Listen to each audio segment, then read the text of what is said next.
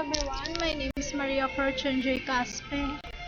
Today I'm going to show you how to open a files from a Microsoft and then save a files. First thing you have to do is look for the Microsoft Word Office, then click, then write the document you want to put on your files, sample.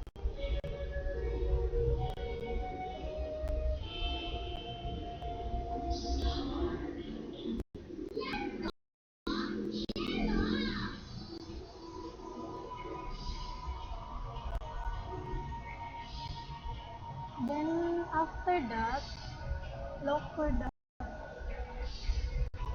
save button, click it, then look for save or save as,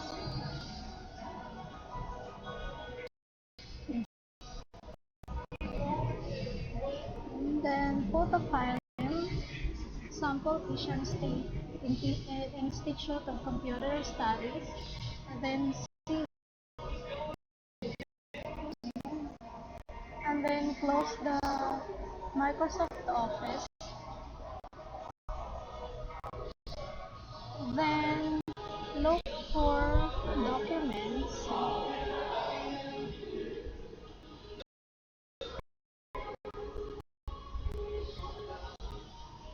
then click it,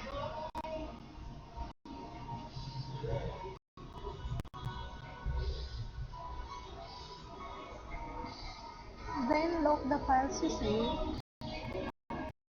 so you can delete it.